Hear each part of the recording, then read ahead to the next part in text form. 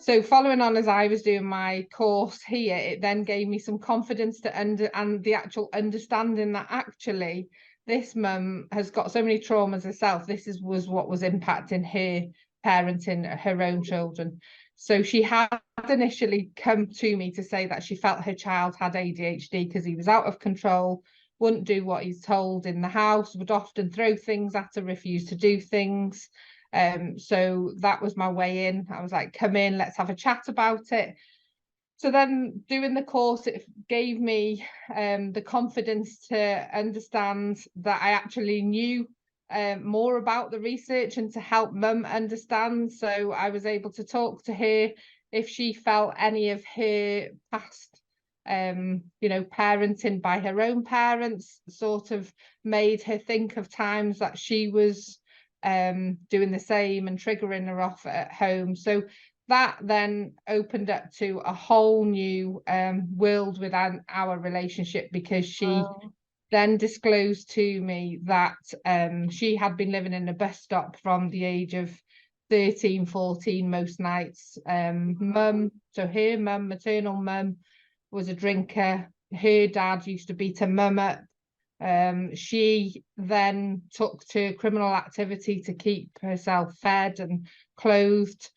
She'd been in a young offenders institute. So obviously then I realised I needed to sort of not treat her like a child, but I equally needed to help her and come to terms with her trauma, to understand them and how that impact was happening with her own parenting. Like intergenerational trauma. Yeah. Yes, absolutely. And it was like a little light bulb moment for me, because I was like, this is how this course works so well, because this is exactly intergenerational trauma happening with this mum with her children. She's a really, really good mum. I could see the way that she used to, blame herself for things that she really wanted to try her best. She told me that she wanted to be a good mum, not like her mum was to her. So over a few weeks, she even then went on to disclose to me that the boy's dad had actually been physically aggressive to her, to the point that he'd put cigarettes on her, he'd thrown her downstairs when she was pregnant. So she'd gone from one trauma to another. So she'd seen it herself on her dad, and then she was experiencing it herself. She then started to trust me to the point that she actually said, I wish you were my mum, because my mum didn't listen to me like you do. How did that make you feel? How was that for you? It gave me goosebumps, because I was like, this is all this mum really wants, is someone to listen to her and understand, how she was feeling and what she'd been through. Nobody had ever, she'd not let anyone into her life to understand that. So your heart was touched. Very much so, yeah. I felt really heartwarming towards her. So yeah, and she even let me give her big hugs as she'd finished. She was just regressing back to being like a teenager herself, although she's older than a teenager. We spent the first sessions talking about Merman, and it was really good to explain to her sort of the research behind it, to help her understand why these things were happening. And to be honest, she's amazing. Although she thinks she can't read and write and isn't very clever, she was really good at reflecting and actually understanding what was happening and taking things on board. So I then went on for sessions to continue with mum to talk about pace. So, how playful parenting would be. Following all the normal pace of it, being curious of why he was acting the way he was, being empathetic and attuning to him. She actually said you should tell all parents about pace because it's magic and it works. So she was really pleased with pace. So did you actually stay with her, Unwin, or? Yeah, so I would give her some scenarios and tell her to sort of be the child and I would be the mum. So that was how we done it. I made I can't think of the scenario now, but I remember saying to her, I'm going to be the mum and I'm really sorry I'm such a naggy head, and we played it like that and she was laughing and she took that on board and thought it was really good. So she actually practiced doing playful things with you, did she? Yeah. Oh, lovely. So that she said that really helped her, because she finds it hard to like understand things unless you actually show her what it was. Yeah. So we practiced that. She went home, said that was amazing and that had really helped her. She recognized that she does trigger, so she said she knows herself. She went from 0 to 1,000,000 to shout at her child when something was going wrong that triggered her. She was very, very good at reflecting on this as the weeks went by. She would come back with different scenarios to me. I then decided, a bit sneakily, to handpick quite a few of our mums that were on the list for a mums group, because the dad's group was so popular, it made the mums feel like they were really missing out. And then I had so many names down, it was unbelievable. So that group is run where the dad or the mum comes along to school. I get their child out of class and then they have some one-to-one time with their child. So initially it was done with the thought of, let's get dad involved to help improve attendance. But then I turned it around to being a lot, well, it was similar anyway, to do a lot of attachment play with these parents that I could see were struggling. And my aim was to go around each sort of set of parents and sit to one side and listen to them and help them and engage with them, to say some ideas of using playful parent and a positive parent, as in your 6 positive facts to 1 command, not facts. So basically I suggested to mum to come along to the mums group. She's like, no, never. Everyone just looks at me, they don't think I know I'm not a good enough mum. Everyone will just look at what I do. The children won't behave when I'm there, they'll just play me up. So I said to her, what if I am in this group and I promise you I will sit and support you? I think you'll really enjoy it and I think your child will really benefit from this. It was my whole highlight of the year when she turned up to the and it's just so heartwarming to see. 1, she'd got the confidence to come there and do it, and 2, the look on her little boy's face, who's normally one in class that doesn't get called out when it's any activities, parental activities.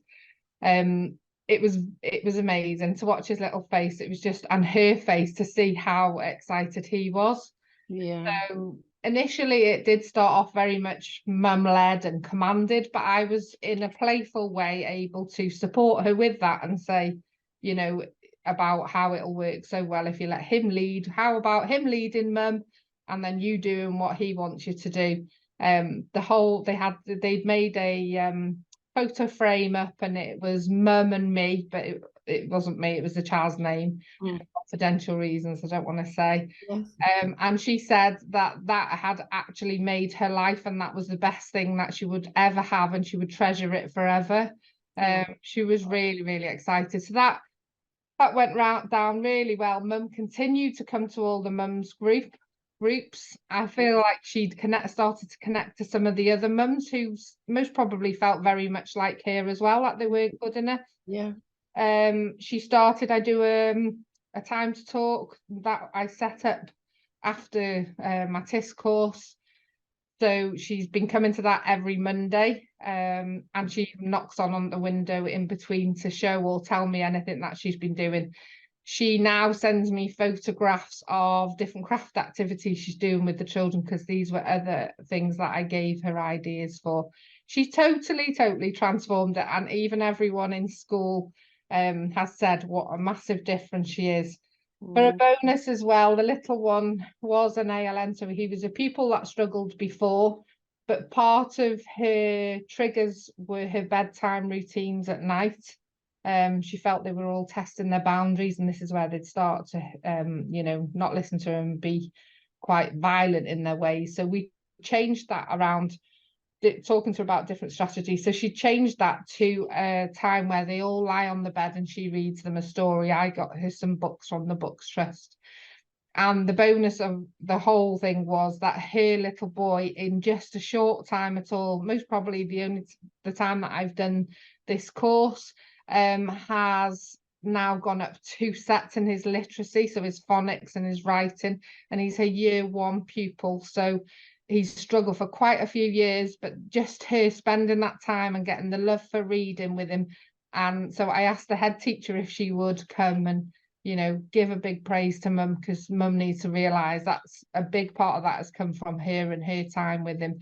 And she is just glowing. So you see her now, she used to be one of the mums with the hood zip, not bother with anyone. And she comes now and she's glowing, and really proud of what that's such a wonderful story.